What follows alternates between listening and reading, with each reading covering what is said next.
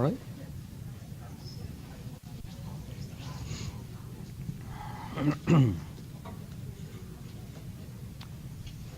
All right. Hello, everyone. Good morning. I hope everyone had a wonderful, relaxing weekend. I'm sure you all spend probably studying most of the time. Same way I spend most of the time preparing this lecture. So it's great to see you again, and we're going to talk today about another tissue system. We're going to be talking about the muscles, and of course the learning objectives which should determine the contents of the lecture relate to understanding the there are three main types of muscle tissue. We want to look at the structural and functional differences. We want to try to understand what is the mechanisms, what are the mechanisms by which each of the three types is able to contract. And we also want to understand where are they located and where the main organismal function relates to. So let's start talking about general features. This is one of the four main basic tissue types, along with the skeletal tissue, the nerve tissue, and the digestive tissue. And it composes approximately 40% of the body weight. The typical property of the muscle is that the contractile function. Muscles contract and relax, and that gives us a chance of moving. And in terms of just our skeletal movement, that also provides some level of movement to the internal organs that facilitate functions like digestion and movement of the digestive material through like the GI system. And it's highly vascularized, and as we'll see a little later, derives from the embryonic mesoderm. There is something that we need to understand from the beginning, which is different from when we talk about the nervous system. When we talk about the nervous fiber, the fiber is usually a whole pack of axons of different types that derive from a number of cells. When we talk about a muscle fiber, the muscle fiber is the muscle cell, all right? There are a bunch of things. There will be a bunch of, each cell will contain a bunch of microfibrils, but we'll look into that a little later too. Most of the words that apply to the muscle tissue start with either sarco or myo, and all these derive from the old languages that people enjoy using and relate to the muscle. So we were talking about the sarcolemma as the plasma membrane, the sarcoplasm as the cytoplasm, the sarcoplasmic reticulum as opposed to the endoplasmic reticulum, and so on and so forth. So three types of muscle types. Of muscle tissue depicted in the slide, and we're going to start talking about the skeletal muscle, which is the one of the types. The other one is the cardiac muscle, which is located in the heart, and the other one is the smooth muscle. The difference is in where they are located. The skeletal muscle is the one that are connected with the bones and allows the movement of our arms and legs and other places. It's typically striated. If you look at this, it has a very particular pattern of bands that we'll be looking at and see what they are made of and how they work. And we use it for the voluntary control of things. It's only when we want to move this arm that we move this arm. And as you can see, each of the cells is multinucleated. And typically the nuclei are located in the periphery, almost in the outside of the cell. The cardiac muscle looks very similar to that, but it's a little bit more irregular. The cells are, the joints between the cells, we'll look into what is in those places also is kind of funny looking. And is either mononucleated or in very occasional cases might be binucleated.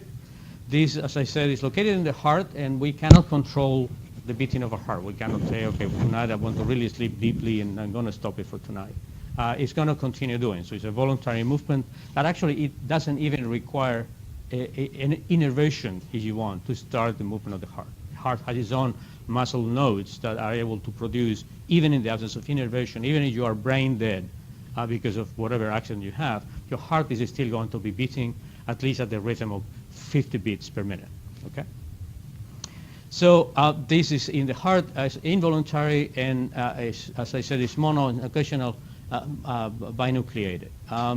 The smooth muscle is localized in arteries and hollow organs in the intestine or in a number of other places, providing the ability to move and contract locally. Again, it's involuntary because we cannot do anything about how quickly we make the food go through our gut, for instance. It's non-striated. We'll see that there's a huge difference in how things are organized, and is mononucleated. So let's start looking at the skeletal muscle and where it comes from. The muscle tissue, as I said, it comes from the mesoderm and derives from mononucleated cells that are the embryonic cells that original are able to undergo cell divisions and form the real muscle precursors, which are called myoblasts. Remember the myo or the sarco that everything relates to. And once this happens, it starts going in the point of becoming multinucleated. Some of these myotubes actually fuse together and form these initial precursors of the long fibers that we'll be talking about most of the time later. And I want to point out the existence of this kind of quote-unquote specialized myocytes, which are called satellite cells that will have a role in a number of functions, in a number of processes. For instance, in the regeneration, if there is any accident with the skeletal muscle, will be the satellite cells that will come to the rescue. And precisely is what I'm showing you guys here. If there is any problem with the muscle having certain kind of high-level damage, the area is going to be initially cleaned by the macrophages, and once this area has been cleaned of as much debris as possible by the macrophages, these satellite cells that are going to be around are coming, are filling the gap, are forming a line, and this line will regenerate the entire fiber initially with on a multinucleated region, and later the whole thing will assume the structure of the muscle, typical for the type of muscle. One of the properties of the muscle tissue is also its plasticity. We can increase our muscle mass by exercising, and it's one of the, we cannot do that with our, well, we could, it's a joke, we can increase the size of our gut by eating too much, but we really are not increasing the size of our gut. We are increasing the amount of fat in our organism. But the muscle tissue is the only one really that we can go to the gym on a daily basis, pump iron, and become now a completely different Dr. Notario, which will never happen, by the way. It happened when he was young, by the way. Now I'm more into the atrophic portion of my life than in the hypertrophic portion. So, but that's something that is typical, and it's simply because of an increase in the volume of the muscle fibers. It's not an increase in the number of fibers. It's an increase in the volume, all right? So this is something very peculiar of this type of organ. Other tissues don't do it. And this is to kind of an introduction to you guys to see how this tissue looks when you have either transverse or a longitudinal section. You can see the longitudinal section is more like what I showed you before in the scheme, in the slide where they find the three types. And you cut them in the transverse section. What you're going to see is the nuclei in the periphery of each of these arrangements. And we'll see what those white things will be in just a minute. This is another picture, so you guys continue to start familiarized with the way this looks. Again, the nuclei are on the outside almost of the fibers, and here the striated characteristics of this tissue are even more prominent than in the slide before. So when we go from the way a muscle looks, if we were to remove our skin and we look at the muscle tissue, what we do is we can divide, we can find, we do the dissection of the muscle, we can dissect it into a number of what is called fascicles. And each of the fascicles is formed by a bundle of the actual fibers. And inside the fibers, we have the fibrils, which are responsible for that appearance that the muscle has. And we will look at this in a little more detail in the next few slides. But basically, this is you can see here the reasons for the striated nature of the tissue. And it's because there are different bands in which there's the accumulation of certain components that are provide a typical looks and a typical response when you light them up. And this is fundamentally due to the existence within each of these segments. You see there is like a repetitive unit that goes from here and then from here to there and then from here to there. The dividing band between each of those repetitive units is what we call the Z band, as in Zorro. And this unit is what is called a sarcomere. Okay, so a myofibril is formed with a number of sarcomeres put together. And the way this works is the different bands can distinguish because each of the bands contains some different type of filaments. The fundamental filaments which are going to be involved in actually allowing the movement, the contraction and the relaxation of the muscle are actin and myosin. And they are located in a way that the Z line is where the actin filaments are anchored. There's a filament missing here, which is in another slide, which is like a spring that allows for the movement of these kinds of things. But the thin filaments are coming in the opposite direction from the Z lines, and the thin filaments are form of actin, and the thick filaments are form of myosin. Has this little protrusion. Myosin is a complex molecule that has different kinds of chains, the light and heavy chains, and is these little protrusions that are supposed to be involved later in binding the actin and participating in the contraction process.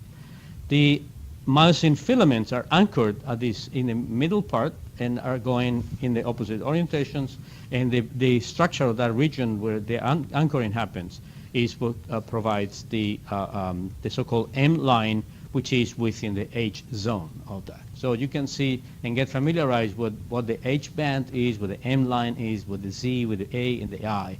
A and I are the two regions in which is more, you can actually see whether the muscle is expanded or the muscle is contracted, all right? By the way, these two different Z lines, when the muscle is contracted, the Z lines will get closer to each other, and you will see the difference in a couple of slides. So the way each of these excuse me, fibers is organized is tightly packed. In a way, these remember us the same way that the axons were packed in a nerve fiber. And we can see that the way this packing is accomplished, as it was in the past in the nervous system, is by a number of collagen fibers. In other words, is by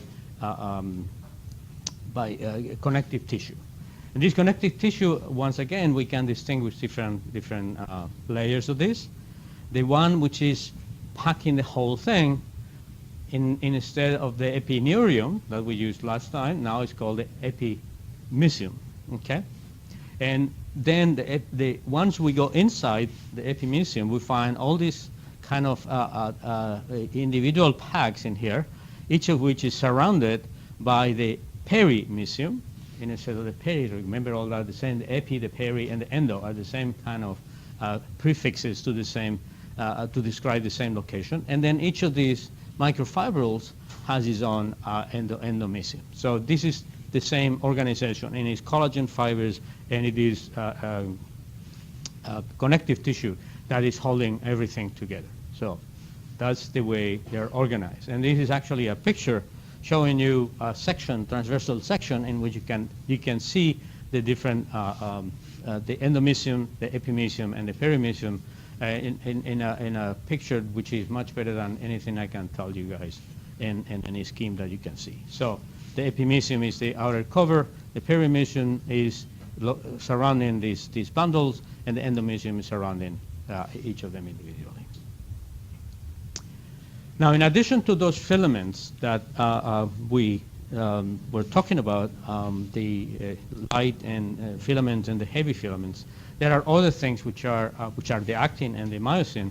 There is other cytoskeletal components which are worthwhile mentioning. One of them is dystrophin. Okay, dystrophin is a membrane protein. Is actually represented around here. It's a complex protein that establishes a contact inside the cell with the actin components of the cytoskeleton. All right, and this is connected to the outside to important molecules which have the function of interacting with the so-called extracellular matrix, which everyone, I suppose, knows what the extracellular matrix is. Is some kind of another type of level of glue to maintain things together. So the important point with the dystrophin is probably you guys have heard of muscular dystrophy as a disease which is, unfortunately, not that common, but when you have it, is very devastating. And this is changes in the alteration of dystrophin.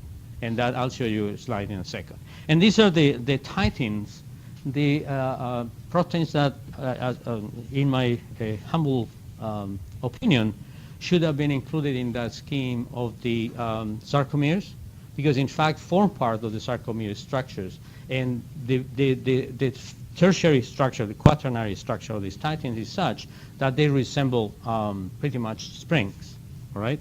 So when the sarcomeres, when the muscle contracts or expand, you're going to have to imagine the sarcomere contracts or expands. You're going to have to need some kind of force in addition to the interaction with myosin and actin to bring them back to the original location. And that is what the titins do, all right?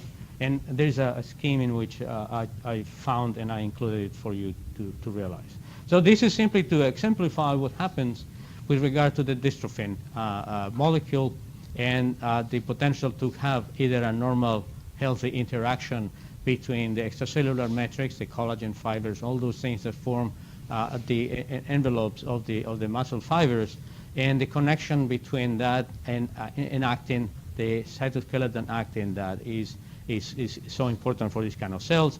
If there is a modification, it's a number of mutations that could affect the structure of dystrophin, then the connection with the actin doesn't happen, and that's what happens in the dystrophic muscle and what causes all the movement problems in the patients with this disease. So let's look now at the muscle fiber and the elements that we need to understand that they contain. As I said before, each of the fibers contains a number of microfibrils, okay? And you can see that what we have is what you have is the fibril. The fiber has the sarcolemma, which, as I said, is like the plasma lemma, this cell membrane in this case, that has all these kind of protrusions towards the inside of the fiber. These are visualized here very easily, and the entry is in each of the levels of this graphic. And this is the so-called T-tubules, okay, which are sarcolemma origin. All right, so these are indentations of the membrane of the fiber, which are not to be confused with the cisternae of the sarcoplasmic reticulum. So whatever here in this slide is in this kind of pale violet color is the equivalent to the endoplasmic reticulum, which in the muscle fiber is called the sarcoplasmic reticulum.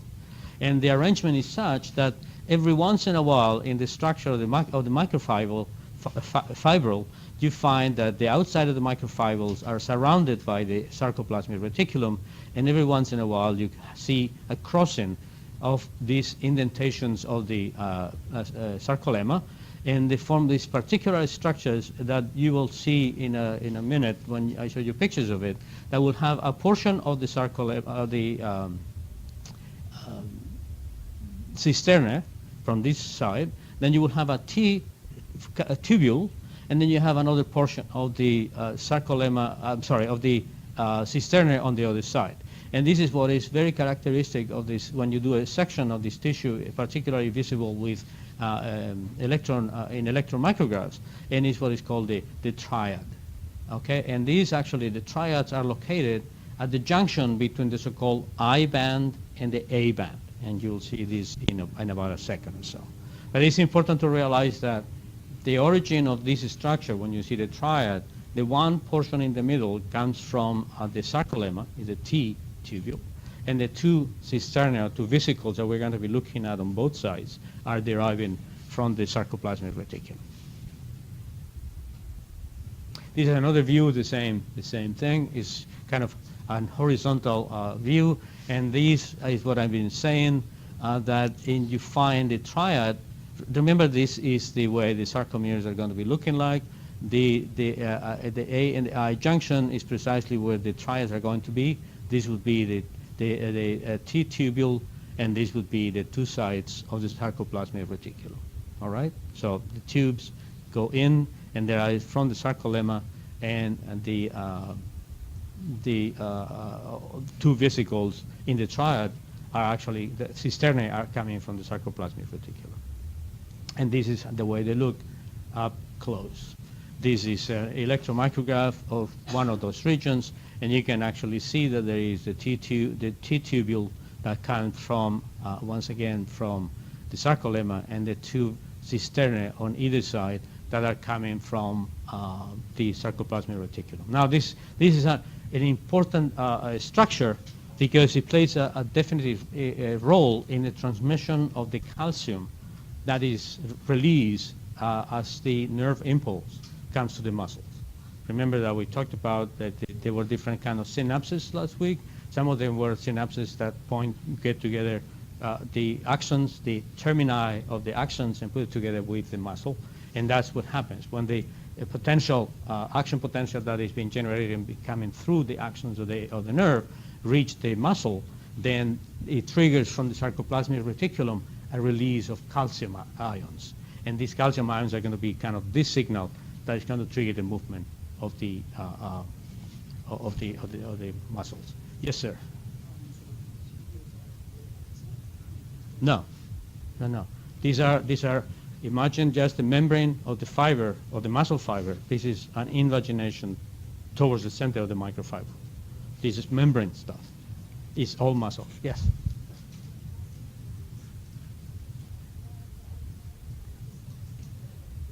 No, the release is going to happen within the muscle itself.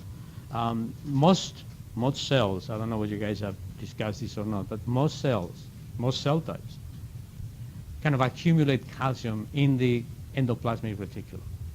And when the cells are excited in different ways or heated with, I don't know, my expertise is more in the radiation field. When you irradiate cells or when you use a signal transduction trigger mechanism, many times the response is a release of calcium to the cytoplasm or a relocation of calcium in other places, depending on whether the nature of the mechanism is something that's going to happen positively, is a secretion of the calcium, release of the calcium from the endoplasmic reticulum. Many of the cases is the recapture, which we'll see happens here. The recapture of the calcium by the sarcoplasmic reticulum is going to kind of say, okay, enough contraction happened. Let's relax now for a while, all right? So, but everything is in the muscle, and the calcium is released at the level of the endoplasmic reticulum, sarcoplasmic reticulum. All right, so now we know how they look, and we're going to see them in different positions and different pictures. This is showing you again the sarcomere. See the structure of the sarcomere. This is a repetitive unit in the muscle. It's very clear that there is two different areas in the tissue. This is the so-called I band, which is traversed by the Z line, and then within the sarcomere, and this is the A band. Very different looking, and obviously has very different structure. Within that is, remember that portion in which the anchoring of the myosin happens, which is the H band, and is not indicated in this slide, but in the middle of the H band there is the M line, which is the main half point of this center point of the sarcomere. And this is where the triads are located. Remember I said they are located in the I band within the Z, around the Z line. The tube is here, which is, once again is coming from the sarcolemma. And then these two, they call them cisternae. We could call them vesicles if you want, or membrane structures, are deriving from the sarcoplasmic reticulum. And you have another one in there. And there is one of one origin and two of the different origin. So this is a structure which is absolutely characteristic of this skeletal muscle. The closest thing to the skeletal muscle is the heart muscle, and it doesn't have things as beautifully organized. There's only one tube and one cisterna, and then this is called a dyad. It's not a triad, of course. All right? But we'll see that when we get to that point. So once again, because of the organization of the filaments in the sarcomere, what we are going to be able to see if we were to do a transversal cut of the sarcomere, we'll see different kind of structures. So if we cut around this segment, all we're going to see within the I band is going to be filaments of actin. All right? So you're going to be able to see all these filaments of actin that are organized in a very organized way, are arranged in a very organized way. If you look at each of these, there is a tiny arrangement of 6 actin filaments. Okay.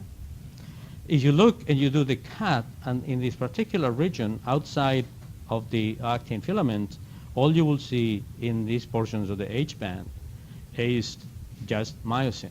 All right. So what you're going to end up seeing is a completely different arrangement of larger filaments. The filaments are the heavy filaments. The filaments of actin are the thin ones. And if we were to cut in regions in which there is actually both of them, like here, you can see the distribution of, just mentally do this, put these two together, this plus this equals this one. So you're going to see each theoretically, in some pictures it's beautiful, in some other pictures it's not as perfect, but every myosin filament is surrounded by 6 actin filaments. So that definitely guarantees the possibility of plenty of molecular interactions between the two. If you were to cut here in the middle, which is where the where the myosin is anchored, you will not see the actin, of course, but you will see the anchoring of the myosin to some of the other components, structural components, which take place in here. So remember that depending on where you do the sectioning in a sarcomere, you will find different structures.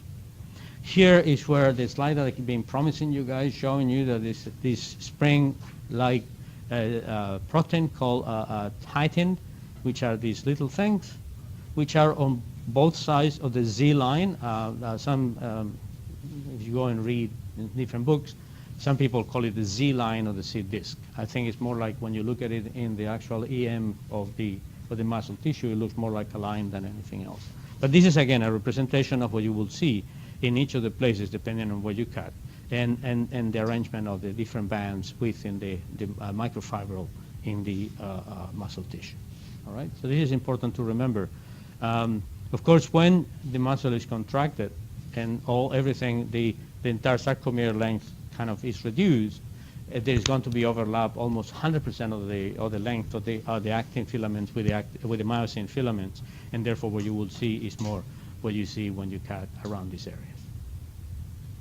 All right, so how are these things organized? In addition to the filaments themselves, there's a number of proteins, a couple of proteins, that have a fundamental role in the way that the muscles are contracted. And they all are both of them are actin binding proteins, which means that they're able to bind actin at specific sites. And these two are tropomyosin and troponin. All right? Tropomyosin and troponin have completely different structures. One is more of a filamentous protein, and the other one is more of a globular type, but it has the 3 different subunits. Okay? Troponin has 3 different subunits.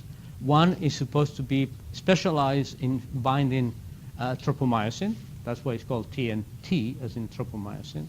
The other one is specialized in binding calcium when it is around, and that's why it's called TNC. And the other one is called TNI because it actually acts when it's in the proper configuration. It actually acts to inhibit the binding and the interaction of other proteins around it. So what happens is that tropomyosin is going to be able to bind at particular regions within the actin, and depending on whether calcium is present or not present, the structure of the tropomyosin subunits and the way they bind to troponin in here is going to be modified. So that's going to be the main change that's going to trigger, in a way, is going to be the starting point with a few other things of the signal that it says we need to contract. And we'll see how the process goes. So when calcium comes, and we'll see, as I just mentioned in the discussion, comes as a consequence of the stimulation of the muscle by nerve action potential, but it comes not from the presynaptic vesicle.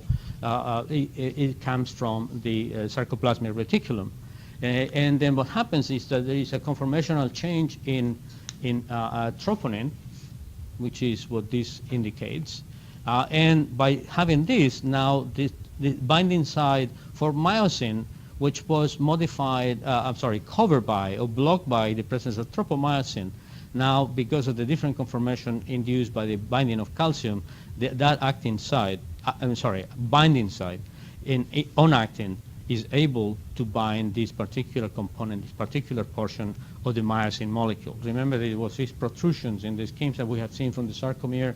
You could see the heavy filaments with kind of little warts on top of it. This is what they represented. This is this particular subunit of myosin. And this protein is very interesting in that particular subunit because it has what is called ATPase activity. In other words, it's able to cleave ATP into ADP and phosphate.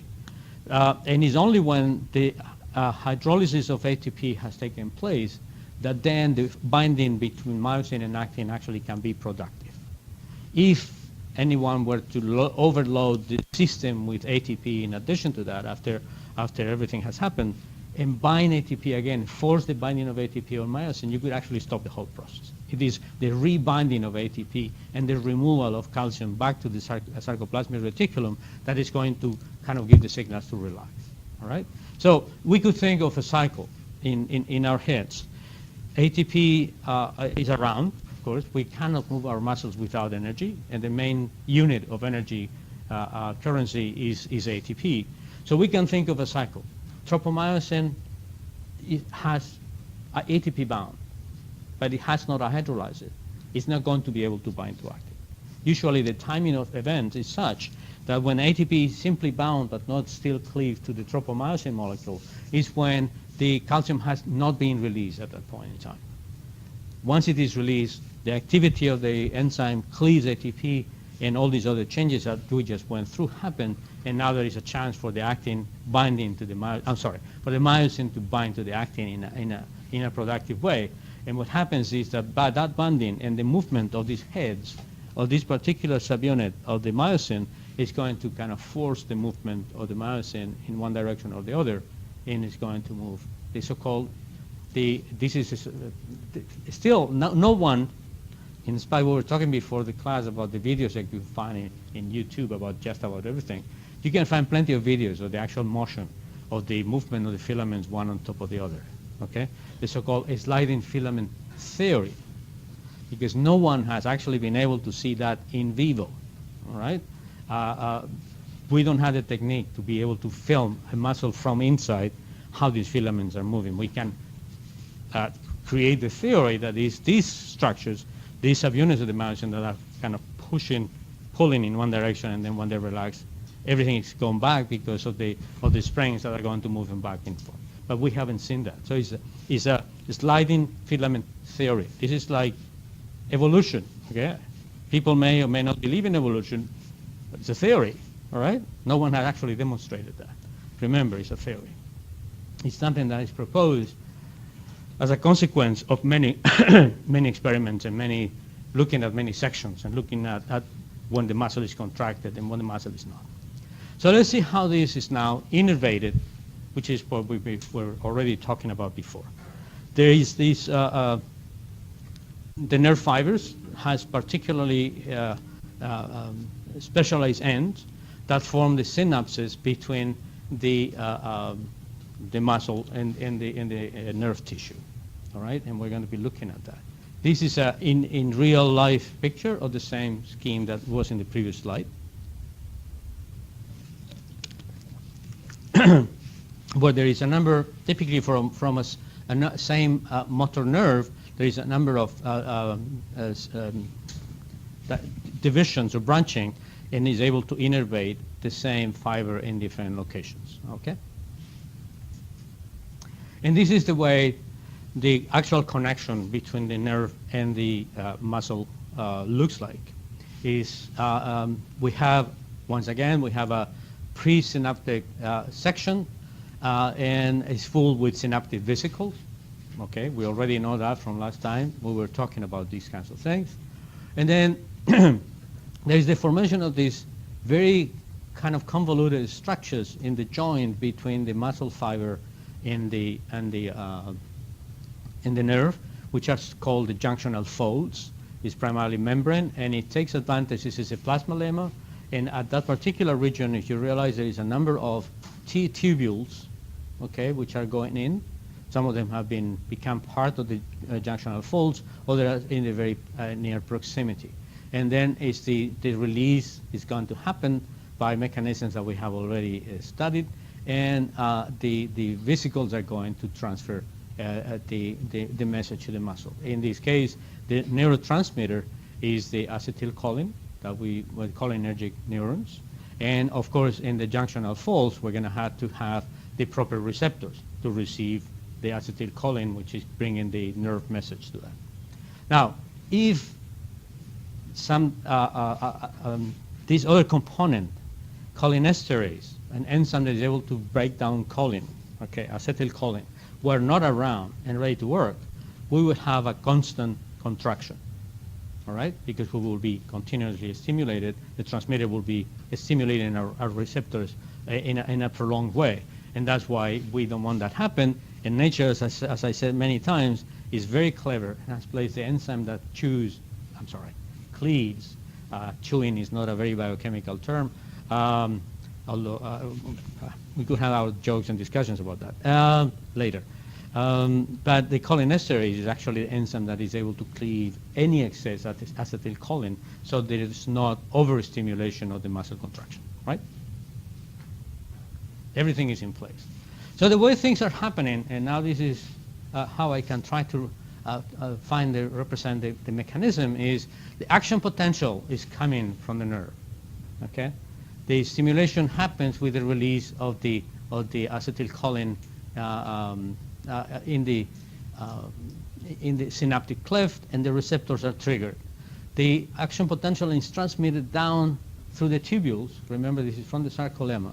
And in points in touch with the tubules, this is happen most likely around the triads, which are the points of very close contact between the tubules and the sarcolemma membranes.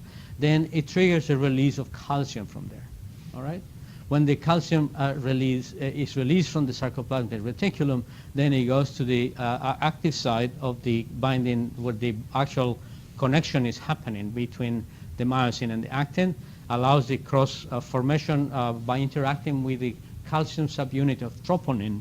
It actually allows the binding of myosin and actin, and the whole movement of pulling the thin filaments is actually happening. And what we find is the contraction begins at that particular point. And this is what I meant by the thick and thin filament when the situation is appropriate in terms of the modification of the troponin molecules in the calcium being around. The head, this subunit that has like a head in there, binds to the actually actin, and it moves as if it were rowing in that direction, and then we have the possibility of moving the filaments, the thin filaments, and the heavy filaments in one place, from one place to the other. In the presence of aerobic respiration, when we're generating ATP in large amounts, and this has to do a lot with exercise, then when ATP concentration increases in the organism, the brain realizes that things are going on and allows for the couple generation of ATP. As soon as ATP binds to this subunit of myosin, now the whole thing releases from actin, and the relaxation goes and takes on. All right, so we go from the process is accomplished at different levels. One of the levels is that the acetylcholine is actually cleaved by acetylcholinesterase, and then the calcium is taken back by the sarcoplasmic reticulum. The ATP has bound to the heads of that subunit of the myosin, and now the contraction ends, and everything is going to go back to the original place. Okay? As we were discussing before, you want to see this in a video, go to YouTube, say muscle contraction, you're going to have a ball. Some of them are really interesting. I thought about including one in the presentation, but I was told that the IT system was not in the best of times, so I decided not to do it. But there is about 1,000 zillion website connections and YouTube and all that. So, but none of them, again, everything is a scheme. Everything is an imagination of an artist. No one has seen this happening in real life in vivo. So it's still, this sliding filament theory makes a huge amount of sense, but it's a theory, all right?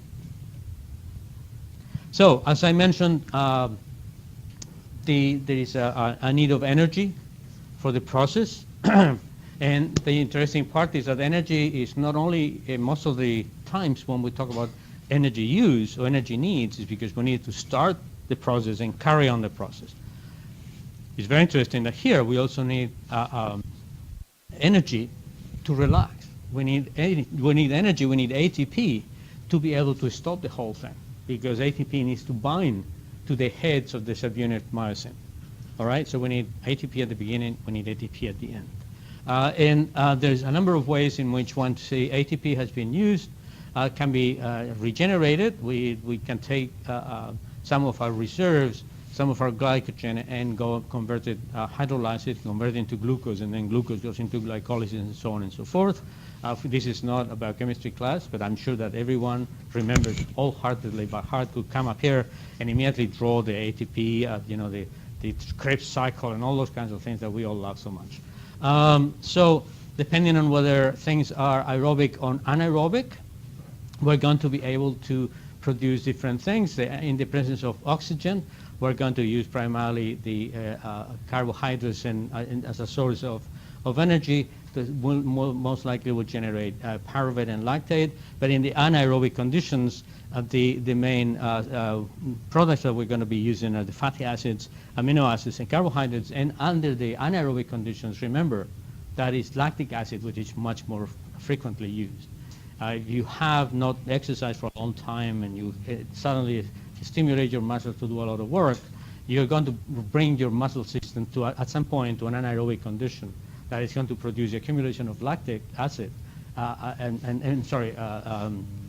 Yes, the lactic acid is going to accumulate in your muscles, and that's how you feel so bad the next day, all right, until the lactic acid is taken care of. Depending on whether the source of energy is coming from the ATP pool or from the phosphocreatine or glycogen or not, simply from oxidative phosphorylation, that gives you different levels of energy that allow for the either fast or slow movement of the muscles. Different muscles in different locations and different activities are going to require different levels of energy. Obviously, there are muscles that most likely we don't use on a daily basis, even though we might, but we don't even know about that.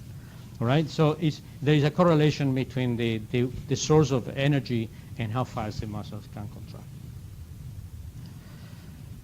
So let's talk now about something that is, to me, is very interesting. It's because the brain is in command, remember. So the brain needs to know what's going on in the muscles. And before it actually sends the order of maybe moving, they need to find out whether the muscle is in shape, proper muscle tone is available. And how is it going to be accomplished? Well, this is accomplished through a number of structures. I'm talking about here fundamentally about two main structures. One of them is called muscle spindle. If any of you had gone through the lab from last time, there was a slide that was a muscle spindle that was as a way of indicating that it was one of those specialized nerve endings is what happens in the spindle.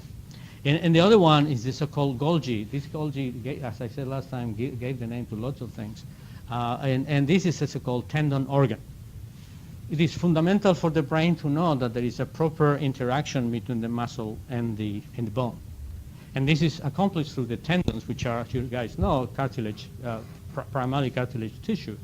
And these are full also of collagen, and both the spindle and the Golgi tendon organ have formed in kind of capsules of membrane material, and they have lots of connections of nerve connections.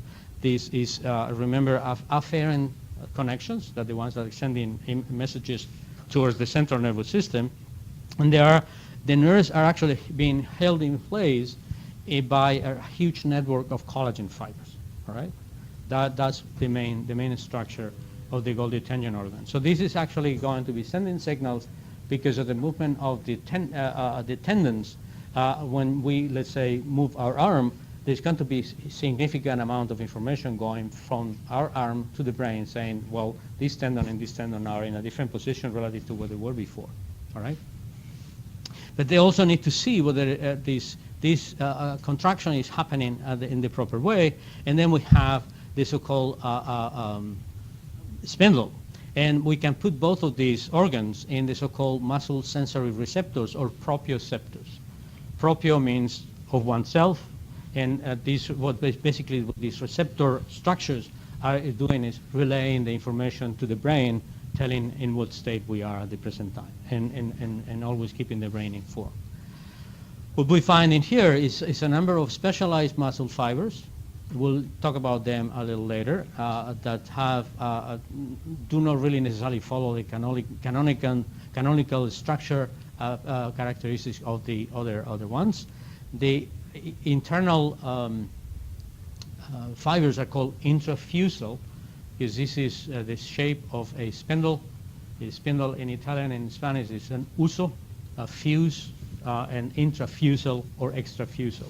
So everything else that is not in the spindle are external extrafusal fibers, and then the ones inside are intrafusal ones. And there are different kinds of neurons of one type or the other that are informing and sending signals to the spinal cord, to the central nervous system, about how things are going on in terms of muscle contraction. This is another view, and I wanted to use this one to, because later we're going to be talking about this also. There are certain fibers that, as you can see, don't follow the rule of the location of the nuclei in the periphery. They have a chain of nuclei right in the middle of the fiber. This is a so-called nuclear chain fiber. And then there's this other one in which all the nuclei appear to be located in a central bag. And these are the nuclear bag fibers, so very descriptive names for what they actually, the arrangement of the nuclei in there. These are different types, again, the different types of neurons that are taking care of the relaying of the information, and the intrafusal and extrafusal fibers as a difference. And this is what you find here. This is a slide showing a transversal section where a spindle is located. All these are transversal sections of the extrafusal membranes, and these are the extrafusal fibers, and these are the intrafusal fibers. Okay, fundamental function in terms of relaying the connection, and this is pretty much the way things work. This is done primarily accomplished through sensory neurons, which are going to be, some of them are the pseudo-unipolar, which is what these try to represent, the body located somewhere in the middle of the connection, and some others are multipolar and establish the connection with the proper regions in the spinal cord. And this is what I was talking about. There is then, we can, because of that, when we talk about the main types of fibers in the muscle, skeletal muscle system, we talk about the extrafusal and the intrafusal. The intrafusal, of course, are the ones that send in this sensory feedback. We have talked already about these two, and we call them depending on the arrangement of the nuclei. And then we're going to be talking about red fibers, white fibers, and immediate fibers. And these are the typical canonical skeletal muscle fibers, which are going to be also called type 1, type 2, and relate to the fastness or the quickness of the contraction and the movement they allow.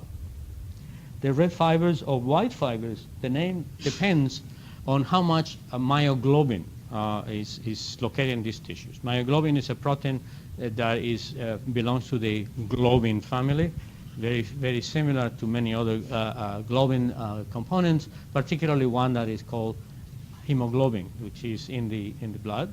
in the red blood cells, and is actually able to bind oxygen. Oxygen, of course, we can intuitively realize that the ability of oxygen, having oxygen in the surrounding space when the muscle is going to try to contract is very important, and these are the ones that allow for the type 1 slow twitch. They have fundamental, most of them, large amounts of mitochondria. There is a difference in terms of the type of respiration they use. The red fibers use more of an oxidative respiration. The white fibers use the glycolytic respiration. The white fibers have more glycogen because they are going to be moving fast, and they might actually need those reserve. And there is also different in terms of how they contract and what they do. And the red fibers contract slowly, but they can continue for a long period of time. The white fibers contract quickly, but they get tired. Okay, so there's a difference in that. And then the so-called intermediate fibers have some properties that are common to one or the other type. Yes?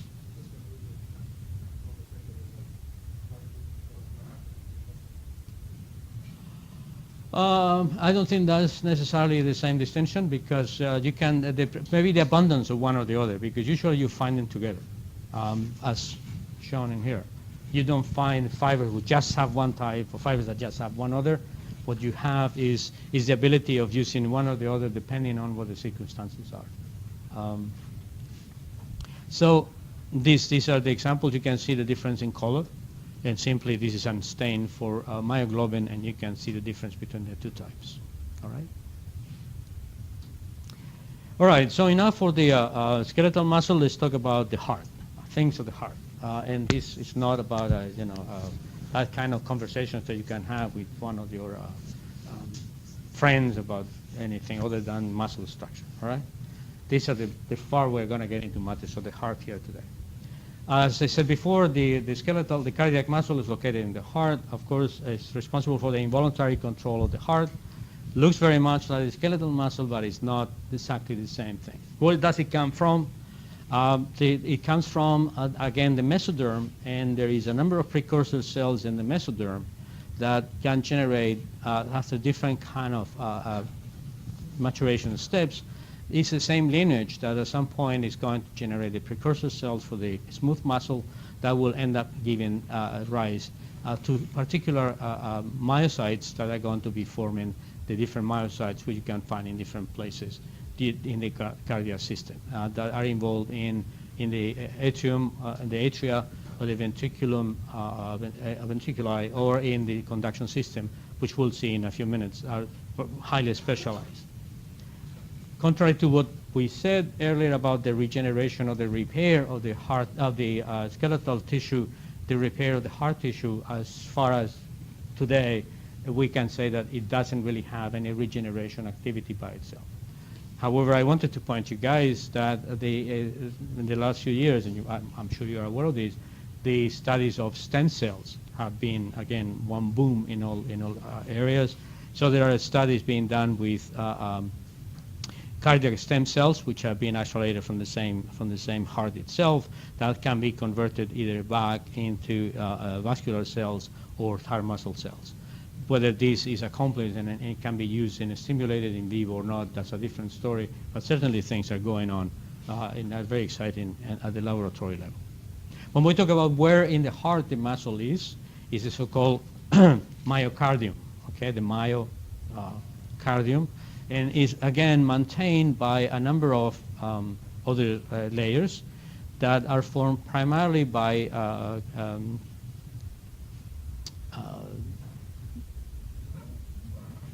material of the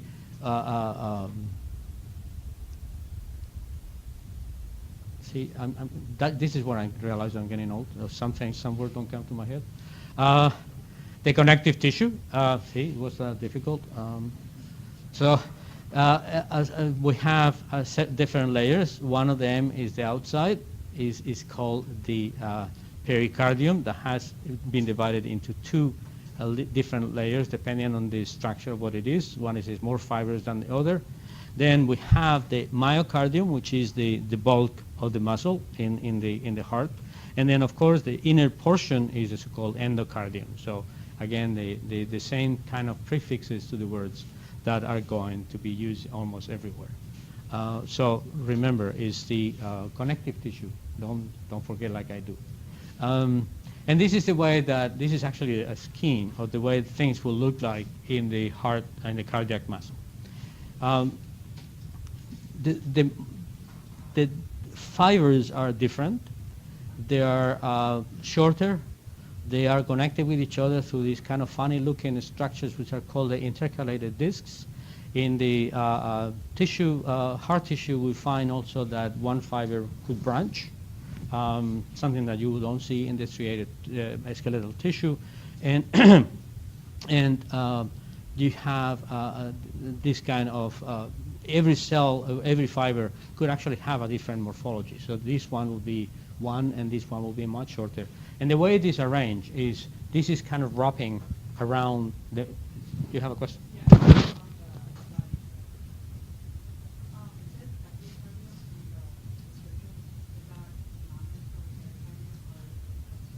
The epicardium is actually not shown. You're right.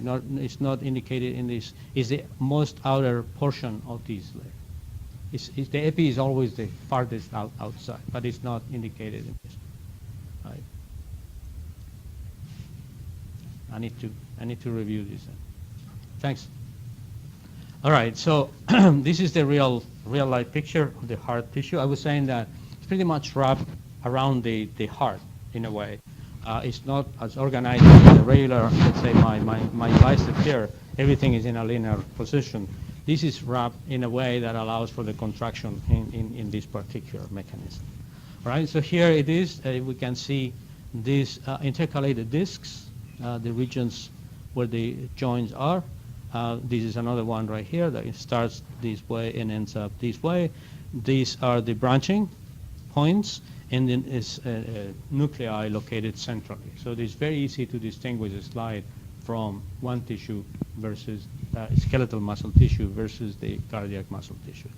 Of course, the striated nature remains in there, and is because this type of muscle has exactly the same kind of arrangement as the skeletal muscle tissue, as is kind of tried to be indicated on the top and on the side of this diagram. You see the I band and the A band, and then the Z line, and everything is the same. And what this actually scheme is trying to show is that the interdigitations that put together the two different cells, the two fibers, so it's much more irregular than actually provides the irregularity at the region where the intercalated discs are located. And these are places in which the togetherness or the cohesion between the cells is maintained primarily by gap junctions. Okay, the gap junctions are much more flexible than other structures, and depending on where in the intercalated disc, the nature again in its cleverness uses either gap junctions or desmosomes that are much tighter and much more strong points of binding, so that the continuous contraction can be going on, and the organ doesn't break into pieces. This is a different view of this. Same what I was just saying. This is again the intercalated disc, and at different stages in the intercalated disc, this will be two fibers next to each other. I'll show you pictures in a second. You can find different regions. One portion in here is what is called fascia or cellular adherens, which is located in here. The macular adherens is actually desmosomes that are depicted in this as in B, and then there is in the transversal portions of the intercalated discs, and in the horizontal portions we can find primarily gap junctions at different levels. So this is another desmosome in there, gap junctions and structures. And of course, as it happened in the other tissue, it's going to, this guy is actually working full time. It's going to require energy continuously, and the energy comes in the form of ATP, which you all know it comes from the mitochondria. So it's a mitochondria-rich tissue, very rich in terms of the amount of mitochondria. And this is a real life picture. You can see this is the intercalated disc that goes from here, continues this way, and then goes back down. So it kind of drives you crazy the way in which it is kind of irregular. You see plenty of mitochondria, tons of mitochondria, either linearly or located in particular places. And you can find that in the so-called horizontal locations here and there, you have gap junctions, and most of the other portions are actually desmosomes that are binding together the two fibers, one next to the other. Now, how is the heart contracting? Where's the impulse coming from, and how it is transmitted, conduced from one part to the other?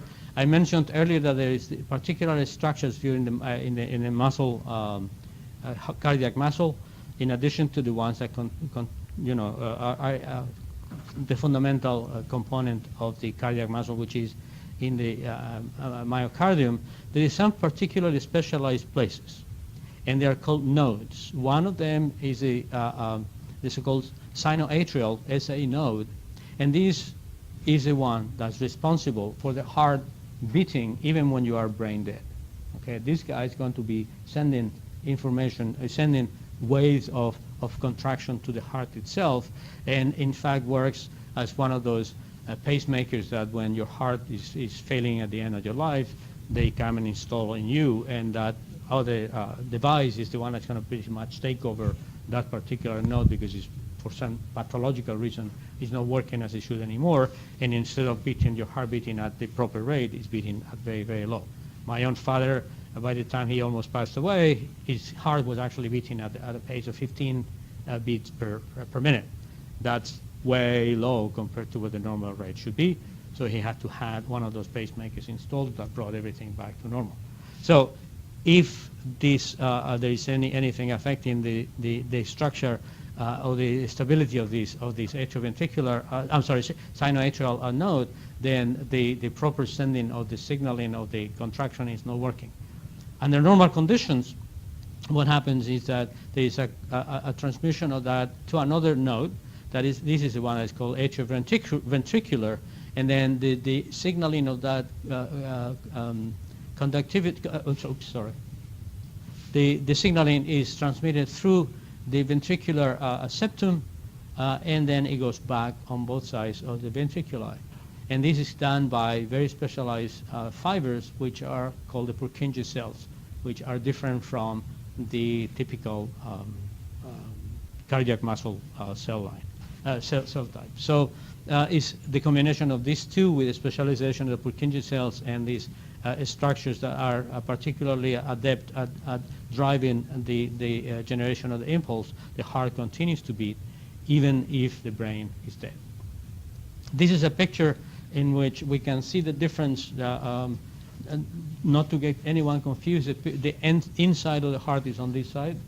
So this is the endocardium. This is the endocardium. The epicardium and pericardium will be on that side, but they are not shown in the picture.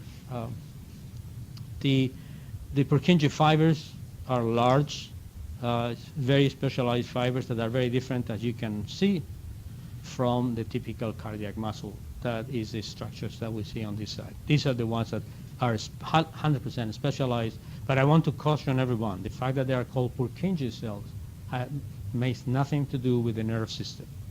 Remember, it's the same Purkinje guy who wants to put his name on everything, and they call the Purkinje neurons in the cerebellum, as you already probably know by heart by now, and the Purkinje fibers are a specialized type of muscle cell that is only present in the heart and allows for the continuous beating of the organ. All right. There is innervation though in the heart. Okay. The system is set for the heart to go at a certain rate. Okay, it's clockwork. Those nodes are going to give you kind of a background level of contraction. However, that can be stimulated or can be inhibited. And if you remember when we were talking about the sympathetic and the parasympathetic autonomic nerves, we said that one usually goes against the other. So in one case, and this is done through remember, this is the medulla. Medulla is the kind of the lowest portion of the brain stem, At the medulla, there were some centers in there, and that is where the location happens. And there is, at that level, there is something called a cardioacceleratory center and the cardio-inhibitory center. So depending on where the firing takes place, it could actually stimulate the beating of the heart or inhibit the beating of the heart, right? So this is kind of a system which is superimposed to the normal ability of the heart to contract on its own. And it can be used in a positive or a negative way. The heart also has another interesting function, which most people don't tend to remember about it. It's actually an endocrine organ. It produces certain substances, certain hormones or growth factors that are going to be acting somewhere else in the body. And one of the produce a couple of peptides, okay, that are called natriuretic peptides. One of them is produced by the atrial portion of the heart, and the other one is produced by the ventricular portion of the heart. And now I want to caution also you, the atrial is atrial natriuretic peptide, and this is ventricular natriuretic peptide, but this is not that I made a misspell. It's because it was known before as being produced by the brain. So the B comes from brain. So the BNP is produced by the brain and by the heart. And the function of these actually has to do with maintaining blood pressure. And one of the ways in which you maintain blood pressure in the organism is by regulating how much water and how much sodium is retained in the organism at the level of the kidney. Okay, so they're going to be controlling the function of these. And so the ultimate function is to promote diuresis and natriuresis. Sodium used to be called natrium, okay? And that's why the natriuresis is the elimination of water and or sodium in the urine through the kidney. And it could also cause vasodilation, dilatation. That if there is the vessels are narrower or wider, there's going to be less or more blood pressure, and then they're going to actually have like a feedback mechanism on the sympathetic system. So you will see these pictures of the heart muscle tissue and all these vesicles which are being produced of these. This is AMP, the atrial granules, the atrial natriuretic peptide. So enough of the heart. Let's go now to the third class of tissue, and this is the smooth muscle tissue. It's typically present in hollow organs, blood vessels, the entire gastrointestinal system. As we discussed already, it produces involuntary, is out of our control, is contracts by itself. As you can easily see, they are not striated characteristic, and is most of the time the cells have again this spindle shape characteristic, and the nucleus tends to be in the center of the cells. The cells are not indicated in this picture. There's something of the cells which are sometimes in the middle of these ones, which are called reticular cells.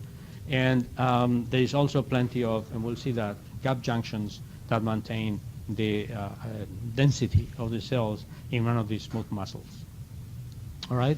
So as I just said, this spindle shape, there is mononucleated.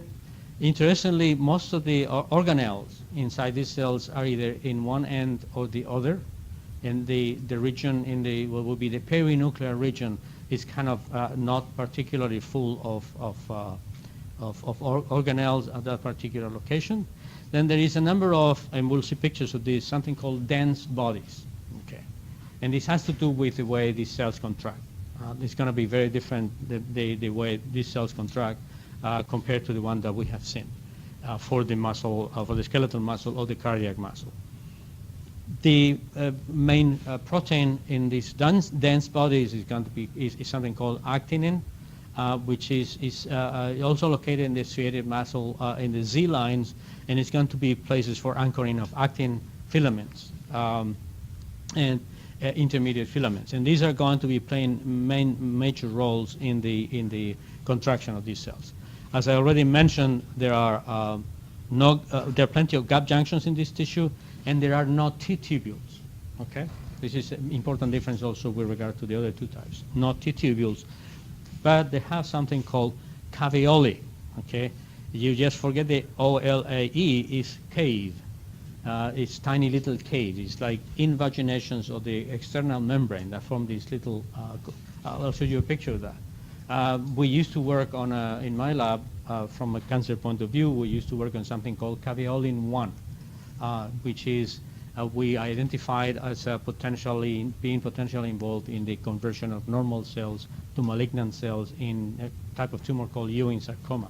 So caveolin 1 is like a structural protein that forms the wall of this little cave at the membrane and maintains the location of that. In the context of the smooth muscle cells, we look at these ones as places where the calcium could be located and released when it's interesting for the cells. In the context of our studies, these are places, these caves or caveoli are great places where all these signal transduction molecules go in party together. So protein kinase C alpha is able to interact with this other one, and they exchange phosphate, and they phosphorylate the other, and they have a ball. And if things go wrong in that particular party, then growth of the tumors may be accelerated. So this is a scheme of how the tissue will look on a longitudinal or transversal section, but it's nothing better than reality. You have now here the cross section. You have here a longitudinal section, the spindle-shaped cells with an elongated nucleus in the middle, and of course this is next to connective tissue. And it's good that it this time was written because I wouldn't forget that the connective tissue is next to it. When we look at the way in which the smooth muscle fibers are located in different tissues, we can find two primary types of arrangements. Is kind of a very densely packed arrangement, which is what you find in the majority of the hollow organs like the gut, and that's why it's called visceral smooth muscle. And in other cases, it's kind of more relaxed, more sparsely packaged, and these ones are the so-called multi-unit. And there are differences in the way that they participate in movement. One of them, for instance, in the iris of the eye, the movement is pretty quickly. Depending on the intensity of the light, it could be very quick or very slow contractions. And what happens is that at those particular locations, we have this kind of arrangement, and these segments are much more richly innervated because require very rapid contraction. Okay. There is no particularly strong requirement for rapid contractions in the walls of our arteries or the walls of our intestines. So this is the kind of packing that happens in there. And they are less frequently innervated, not so richly innervated, and they are responsible for a slow movement, something that happens pushing the digestive material in the proper way. But we'll talk about the GI system in 2 weeks. Roughly, and we'll see that the movement and the contraction of these muscles in a circular way is actually facilitating the movement of the food-derived materials through the different GI organs. So that's the way they are, and the way they are innervated is very interesting because they are not equally distributed. Of course, with one of these endings, you can pretty much transmit the signal to one of these fibers, and the signal is then transmitted to the others through the gap junctions. All right. So with one or two axons and nerve endings, you can actually accomplish much more. If the cells are sort of sparse, then you're going to have to innervate proportionally more fibers than in the other case. But what is typical that is not shown in this diagram at the top is that if you look carefully at this, the innervation in one case or the other is like a long nerve with a bunch of what is called varicosities. You know, it's like similar to what happens sometimes in the blood vessels of the legs, and we all complain about the varicosities in our legs. And what happens is that each of those regions in there, the varicosities, in fact, what happen is that there are regions which are full and accumulated neurotransmitter, and the contacts with the smooth muscle tissue at these particular points is where the release of the neurotransmitters is going to happen, and excitation by the nerve is going to happen at that level. Okay? So that's the way in which the muscle tissue is innervated. So now we have a transversal section of the muscle tissue, the smooth muscle tissue. It has mitochondria, but they're not, you can see they're not as frequent and as they were in the cardiac tissue. And what I wanted to show you guys here is the innervation of the muscle tissue. This is a nerve ending that has plenty of some vesicles which are already full with that. And you can see huge collagen fibers that are actually maintaining the integrity of the tissue, and some of the so-called these reticular cells, which are accompanying, providing company and support to these ones. Even in this slide, and I haven't actually realized until pretty much just now, I should have used my glasses before. Did you see these structures right there? That's kind of a omega Greek letter reverse that opens to the outside. This is a caveola, all right? I have another slide that I'll show you all that. But see, in a very small location, there is a number of them, and they are systems to establish communication for the release, the entry, and exit of materials from the cells. And presumably in the smooth muscle tissue, they are particularly adept at catching the calcium that is involved in the transmission of the muscle signal. Here I definitely saw the caveolin to the point that I actually make circles and arrows and all kinds of things about it. So you can see in this section of these more mitochondria than before.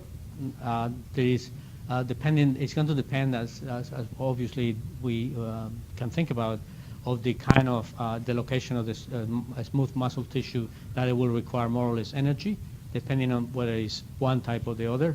And this is a beautiful caveola right here that is actually open to the outside. The protein that forms this caveola in the muscle tissue is not my friend caveolin 1. Unfortunately, it's caveolin 3. Okay. There's a family of 3 members, caveolin 1, 2, and 3. Caveolin 3 is located only and exclusively in the muscle tissue. All right? Caveolin 1 and 2 are not located in here. This is the sarcoplasmic reticulum, some of the vesicles from there. All right? I believe the same image is you'll see again when we do the lab portion. So if we look at just the contractile system, then we find these structures that are located.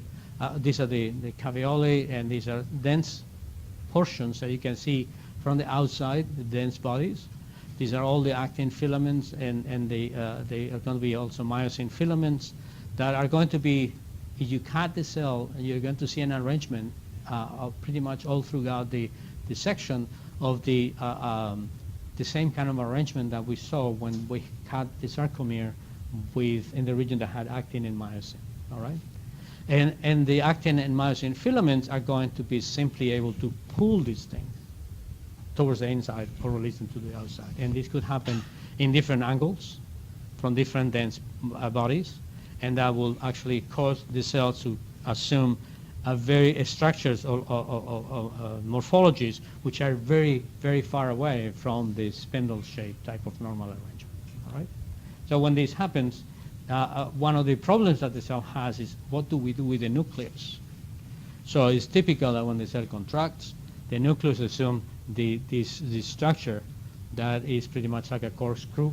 You know, just think of wine and remember. You try to remember what happens to the nucleus with the smooth muscle cells. Think about a glass of wine, and then you need to open the bottle. So there is always a ways of remembering things by different mechanisms. But the important point is that, there is a perfect correlation between the cell being in this structure or the cell being in this structure by what happens to the phosphorylation status of the myosin light change.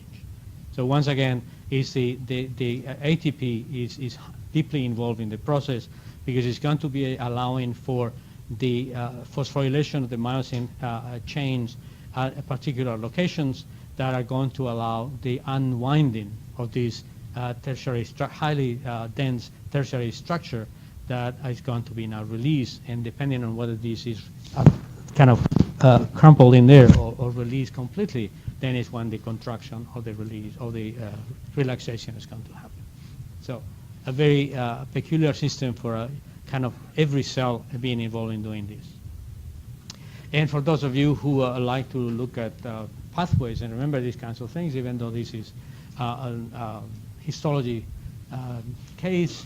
Again, important player is calcium, is entry and management on calcium that involves a number of proteins in the cell that are going to be able to be involved in the way they respond to calcium in the direction of contraction, in the direction of relaxation, but the key player in the process is the phosphorylation of the myosin light chain that is performed by an enzyme called myosin light chain kinase.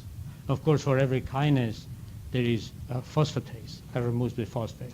So again, the transient nature of the mechanism is accomplished by the equilibrium between the activity of these two enzymes. All right? So with this, I thank you for the attention for the class. I think if you guys are agreeable to that, we can take a few minutes break, and then we go through the lab slides, and I'll disappear for your life for a couple of weeks. Thank you.